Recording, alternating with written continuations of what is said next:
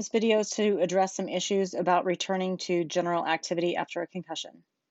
There are many roles that one might need to return to. Children in early intervention and preschool programs can have concussions just like the rest of us. When they return to their environment, it can be full of chaos and bright colors and geometric patterns that are very visually confusing. Parents can get phone calls or have meetings with these types of issues that may arise when a child is unable to engage in their environment successfully. Children are by nature visually dominant, and when their visual world is confusing, they can feel out of control. So, tapping into their proprioceptive system and helping to create workarounds that help them feel like a leader and an active part of the group is ideal. In elementary school, things are complicated by increased recess time, sports, PE classes, and field day. Frequently, we call these programs specials, where children might have music one day, art one day, technology one day, and PE on a final day. While they continue to have a home based classroom, time in the hallways and movement from one location to another can be disruptive. They can also have the same behavioral types of issues that look like they could be related to other problems or other conditions, but really boil down to a sensory processing difference and feeling overstimulated. Again, solutions include things like being a leader, taking breaks, and knowing a location that can be a calming environment within the building. Helping children associate their symptoms with a traffic light pattern of yellow meaning I'm getting worse, I'm feeling worse, and I may need some help, before they get to red, where they start acting out and getting in trouble, can be a useful way to communicate how they're feeling. Interactive smartboards have been in the classroom for a number of years and require students to physically move up to the board and use their hand to operate tools, or with their finger drag and drop items on an interactive board, and also can include groups of children at the board at the same time working on a problem solving activity. While this can be a very fun and different innovative form of education, it can also be very challenging for someone with a sensory processing disorder.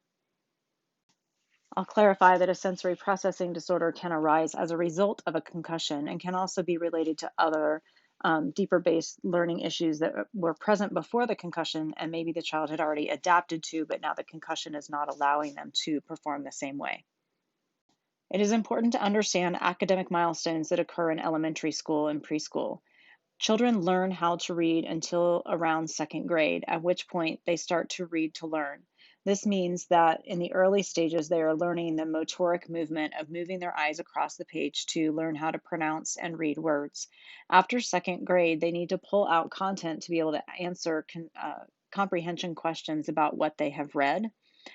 Along the same time, in third grade, math starts to become three-dimensional with geometrical concepts. And if there's any alteration in their visual processing or their ability to even be able to see certain shapes, definitions on a paper will not match the picture that they see, and there will be great confusion and they will feel inadequate in class.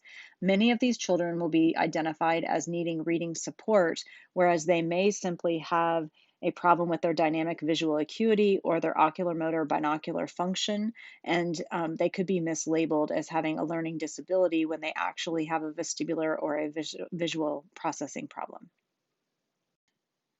Obviously, we know in middle school and high school, you change classes, you have a very diverse schedule. You might ride a bus back and forth to school. There's more sports, there's more people in the hallways. You now have a locker that you need to manage. And so there's just a lot of added complex visual motion throughout the day. One primary concept to understand for these students is that volume reduction is very, very necessary.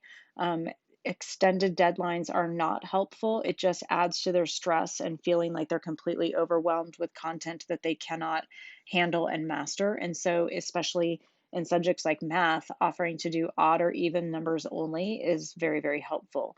A lot of assignments can be reduced or waived entirely. They really just need to figure out, the teacher needs to figure out what information is required to demonstrate mastery of content. This is a graphic from the REAP manual, which is from the Colorado um, Rocky Mountain Sports Medicine Institute, developed by Karen McAvoy. That is a lot of information about the different domains that are affected from symptoms related to concussion that can impact education. There is a visual exam that you can do that's called a visograph.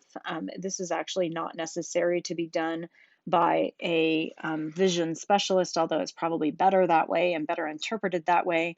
But this looks at someone's visual competence and their ability to read. They set you up with a paragraph to read at your age and lexicon level, and you wear a pair of glasses that have electrodes embedded in the lens, and it tracks the eye movement while you're reading silently to yourself, and then you answer comprehension questions at the end of the reading.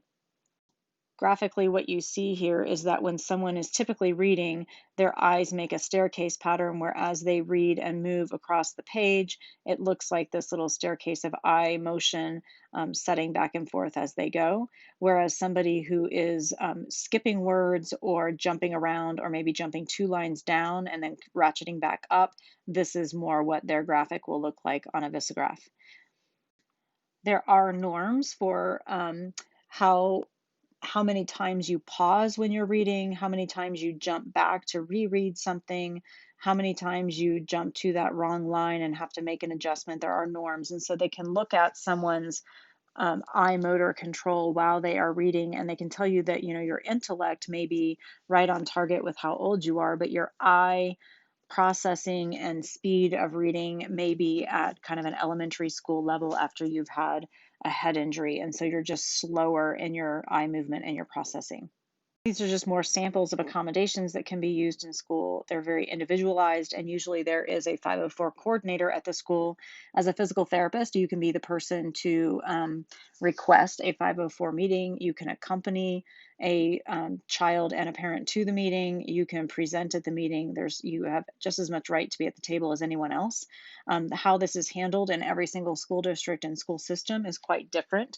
There's usually nursing involved. There might be a school psychologist involved. And it is I believe it's a state law that there has to be at least one teacher present at the table during the meeting. This is just a sample of a graphic from one school district addressing concussion.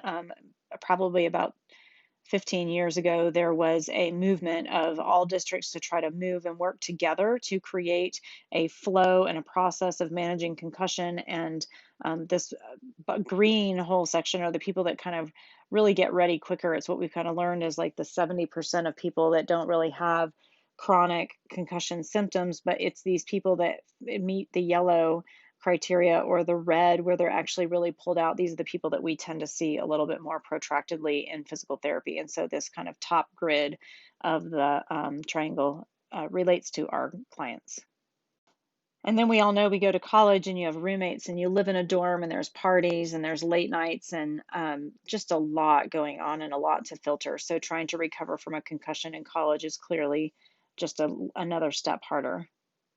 Some additional resources that can be used. Learning Ally is a company that was originally formatted for dyslexia, and now it is an open service for anybody who is in any kind of healthcare situation where they need audio books. And so as a healthcare provider, you can create an account and you can recommend Learning Ally to people and they can get a discount. They can get textbooks, they can get leisure books, they can get all kinds of things on Learning Ally. Musicians' earplugs are really nice because they filter noise, they don't block noise, so that you don't make someone more hypersensitive by having them wear earplugs. There's audio and audio recorders that you can use. A lot of times people will get permission from a faculty person to be able to record. And then, of course, using weights to help increase somatosensory awareness. This is a list of some suggestions for work accommodations for somebody that is trying to return to maybe an office setting after they have had a concussion. And then we have other people that are trying to return to active duty and have to go through much different clearance and return to very specific activity, being able to carry gear and work in all different kinds of climates and conditions. Finally, our geriatric population and their return to activity is, again, very different than everyone else. They lean to make sure they're cognitively able to handle their own needs as far as financial management, driving themselves, taking their medications on schedules, and that they don't have safety concerns with falling in the home. We always go back to the dimmer switch. If we can provoke just a little bit of symptoms and then be able to calm them back down, that is the goal. So to be able to just tease it up and then turn it back down. There's some tips and ways to use different filters on the computer screen or to reduce the different lighting during different hours of the day. There's also, this is a common problem that I've had to talk to people about. It makes sense to go run all your errands on one day and then you don't have to go do it again for another 5 days. That seems intuitive. However, if you crash in the third store and you just are completely overwhelmed and then you have to come home and be in bed for the next 5 days, then that wasn't a very successful outing. So instead, I try to encourage people to do one outing per day, even if it's just to go to the grocery store to get 3 items or drop something off at the post office. If you go out every single day just a little bit and come home with a success in that you didn't overstimulate yourself, then you gain confidence and you're ready to go and try again the next day. Social is really, really hard. People are loud, they move a lot. Life is busy and very, very overstimulating. Things like a movie in a movie theater, which we can't do right now because of COVID, would normally seem relaxing, but it's not. Movies are made 3D and 4D on purpose to make people feel movement and make them feel motion sick while they're watching the show. And to go out to dinner and a movie is really killer because you see all the peripheral motion of the waiters and waitresses walking in the restaurant, and then you go sit in front of a large screen and overstimulate yourself. So I generally tell everyone when you're recovering from a concussion, you pretend like you're somewhere between the ages of 3 and 5 years old, and no play date ever goes well after about an hour and a half. So if you can start with activities that are about an hour and a half in length, and if you try to only get together with maybe one friend at a time, it will be much more successful than if you try to do large, overstimulating environments. Some people can't get around the need to travel or to drag their children traveling while they're still trying to recover from a concussion. A lot of people will blame the airplane for making them feel sick or dizzy or nauseous. A lot of times it's actually the airport itself that is overcrowded with people with no traffic patterns, and then you'll get sometimes a migraine on the airplane that may just be aura and dizziness from a vestibular migraine. And so I try to tell people to go early to the airport and leave themselves time to find kind of an emptier gate to sit and quietly calm themselves before they get on the plane. And then, of course, if you wanted to, you could always do yoga at the airport, like this one. I believe this is the San Francisco airport. I went to their yoga room, which was massively overstimulating. It looked like a psychedelic house. So that is for your entertainment. There are a lot of resources out there to figure out how to help support someone who needs accommodations or adjustments to get back to their life. There are some parent resources online for 504 meetings and IEP meetings, and they're usually done by state and by zip code within the state. So if you look up parent resources for 504, you will get a lot of resources in your area. I hope that is helpful, and I hope you are able to help advocate for your patients. Thank you.